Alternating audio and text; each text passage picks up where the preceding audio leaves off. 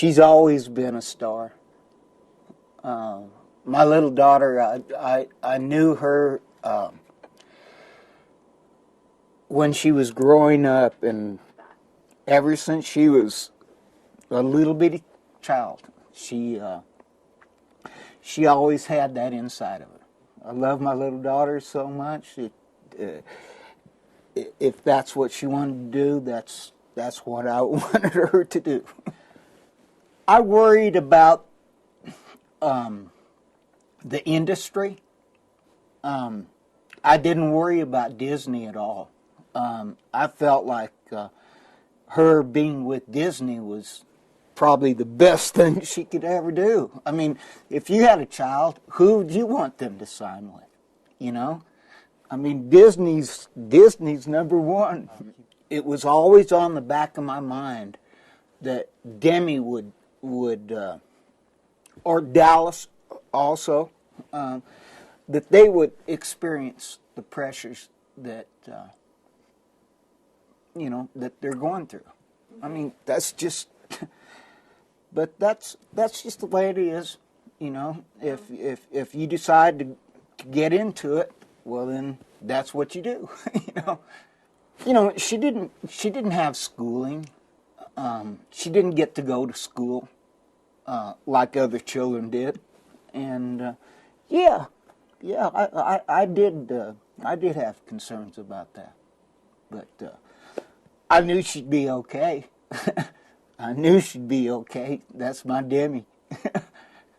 I can't change things, but I wanted the change to be there for her because I love my little girl so much.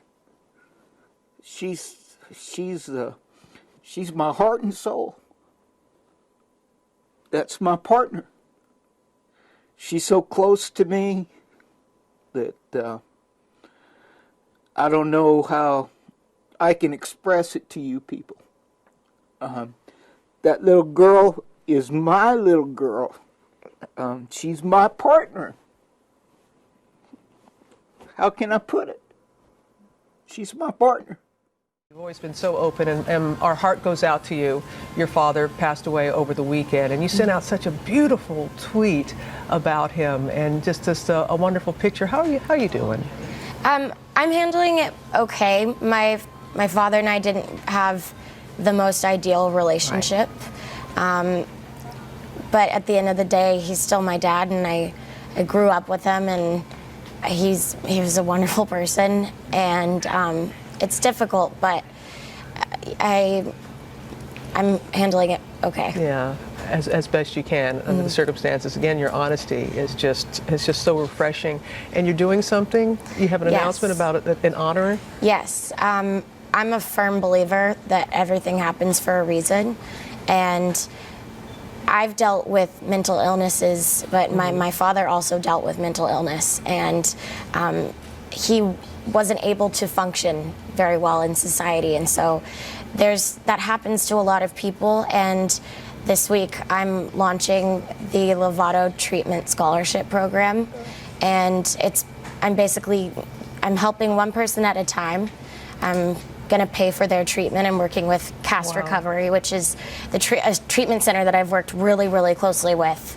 And I had written when I had 6 months sober, and it said where I want to be in a year from now. And among those things on the list were I wanted to have my own charity. I wanted to have recorded and made a successful album. I wanted to do so many things, and then at the very bottom of my list, and it's interesting because I just found this letter yesterday, and I wasn't looking for it, just came across. So I looked at the bottom and it said, I want to have my issues with my father worked out. Well, fast forward a year, he passed away. And it's been such an emotional day for me because our number was number 3, and it's my 3rd year sober, and when I feel like everything comes together at certain times for a reason. You know, we didn't have this benefit right after we launched it, or even a year after. It's been a year and a half, I think, and I think everything happens for a reason. I want to say thank you for not only everybody who's out here tonight, but for everyone who performed and has been a part of my life. My incredible team who's been my family, my friends that are up there, I love you so much, and also my family who's back there. And I'm so grateful for you. And even though my birth father passed away, I still have my dad here. And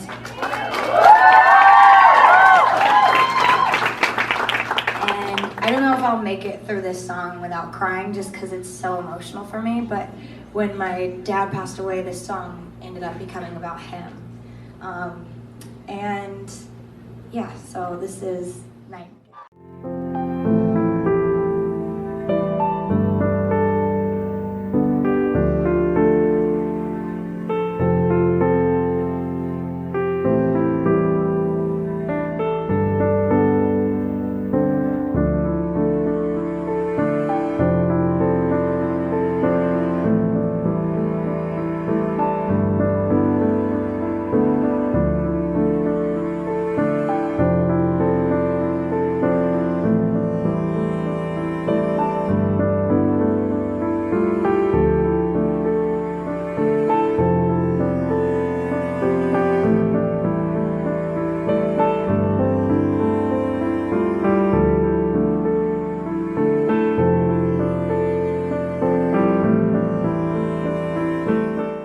He passed away when I was 20. And at the time I was so conflicted because I had so many emotions around him. A part of me hated him, a part of me loved him, a part of me felt sorry for him. Weren't you pissed that he died before you got a chance to tell him you were pissed? Yes, but I had stopped communicating with him when I was about 14. Yeah. And because I realized when I was 14, I had a friend say to me, why do you keep talking on the phone to him when it just makes you cry and it just hurts you? So I think he knew I was upset with him, and then the worst part about it was I didn't get that closure until he passed away. Yeah, if they die with unfinished emotional business and you can't say it, then you're stuck with it. I mean, I've had people write letters to their dead parents before, and it is cathartic. Yeah, I've done therapy where I sit in front of an empty chair and I share my truth with the empty chair as if he was sitting there. Yeah. And it was extremely healing for me. Yeah. Stories. And I realized when I got older that they were his delusions, that he actually believed them. And when he passed away, all of that anger and resentment, it went away. And I just had a ton of compassion for him because I felt sorry that I couldn't help him. And